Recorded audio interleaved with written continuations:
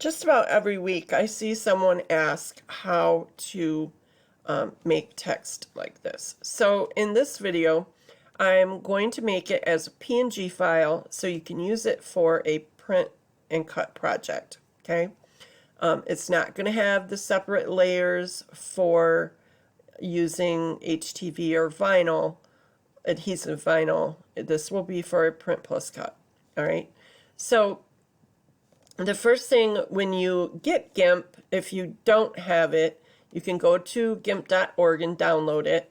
When you open it up, all of your tools over here are going to be in groups. I didn't like that because I don't know Gimp that well, so I need to know what tools are available. So go to Edit, Preferences, and if you don't want those in groups, go to Toolbox and uncheck the box next to Use Tool Groups and then choose OK. All right. Now over here on the right hand side, if you don't have your font list available, then that's, the two icons with the A, or the one icon with the two A's on it. You can go to Windows, Dockable Dialogues, and choose Fonts to open that up. Alright, so go to File, New. I believe the default is 1920 by 1080 pixels. Go ahead and choose OK. And your colors down here should be black and white. And whenever you open a new document, it's going to fill it with the background. If you look on your layers, and in Gimp you're working with layers just like in Create, okay, it should say background. So whatever color this is when you create a new document, this is what it's going to be.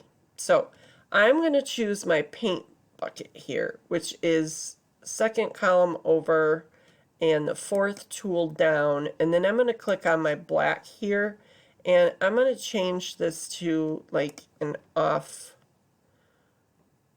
white color, like a yellow, greenish, whatever.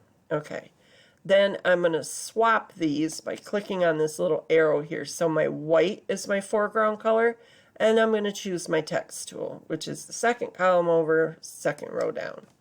I'm going to left click here. Now I'm using a font called Keep On Truckin' from dafont.com. You can get it free and download it, install it to your computer, and you can use it if you want. And my size is 350, my color is white, so I'm going to just go ahead and type the word create, and then I'm going to come to my move tool, which is my first tool, and I'm going to move this down and over on my document. I just want to make sure that I have enough room to create these layers of color.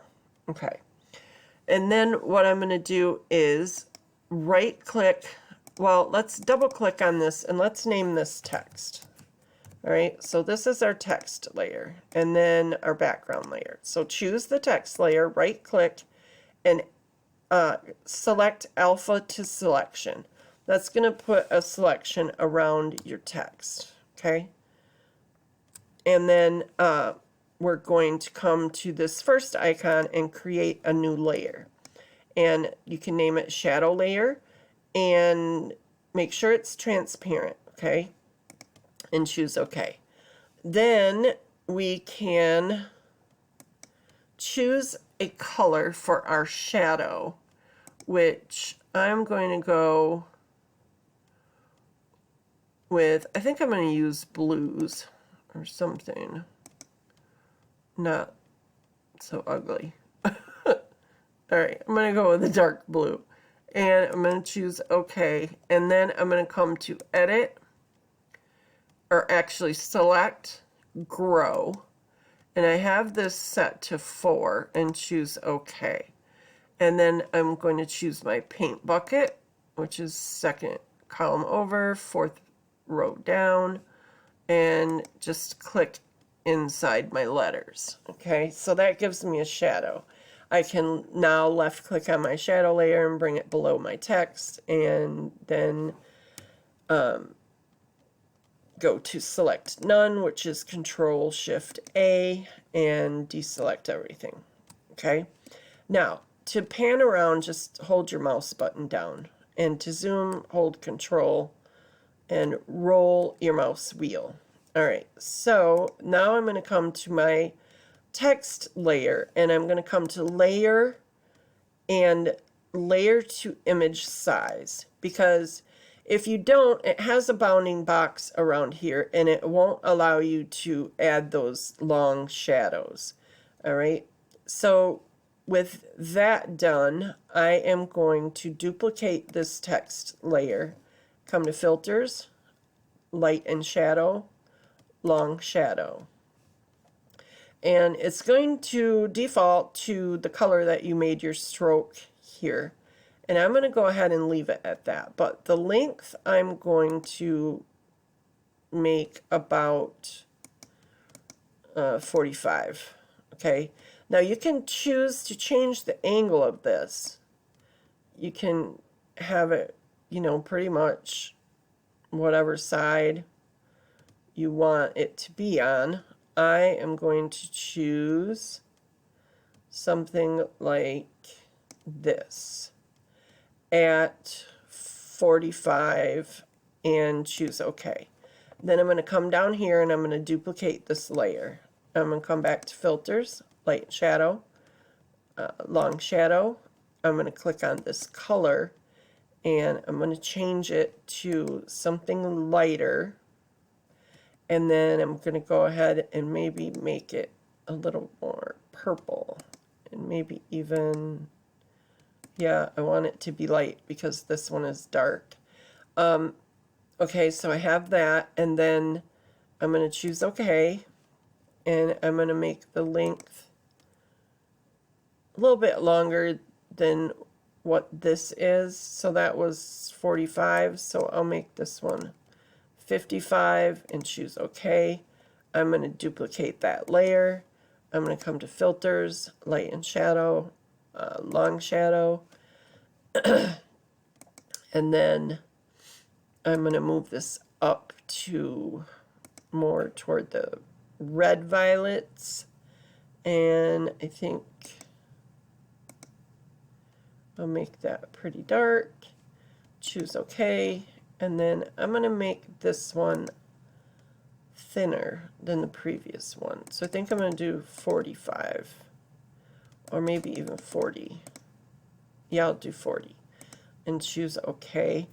And then I'm going to duplicate it one more time. Filters, Light and Shadow, Long Shadow, and then I want a really dark color for this. So I'm going to come to my dark purple. Well, this is really black, but I can make it dark purple. Actually, I think I do want it black. I'm going to choose OK. And I'm going to make this one pretty thin. I just want that black there. Or do I want white? I actually think I want white. So now I am going to make this smaller. I'm going to make it about 10 and choose OK. All right. So with this layer selected, I'm going to merge it down, merge this layer with the first visible layer, and I'm going to do that until I just have the two layers left. And then I'm going to select my background and I'm going to delete that. Then I'm going to grab my crop tool, which is my third column, second row, left click and drag a box around my text. And I'm going to get pretty close. This is going to be a PNG file, so I don't want all that extra transparency around it. Otherwise, I can't size it properly. All right, and then I'm going to hit Enter once I get it sized. Then I'm going to come to File, Export As. I'm going to name it Create PNG, Export, Export. And then I can come to StarCraft, Create and Import because it's a PNG file. I think I saved it to my desktop. And here it is. Okay, already has the cut lines. Okay, you do want to check them though. Let's come here and see I have these inner cuts that I don't want. So to get rid of those, I can right click and ungroup, choose my cut layer and give it a stroke color so I can see it. Come back to my layers and turn my print off. Choose my shape tool, left click and drag a box around those and delete them. Alright, then I can turn this back on, come back to my select tool, select both of these, right click and group them, and then I can check my cut line and my print. And that's it. So that's how you do it. You know, play around with your colors. I was just trying to get through the video quickly, and it ended up being 10 minutes anyways. So if you have any questions, leave them in the comments below, or you can find me in the Facebook groups that I have linked in the description. So thanks for watching.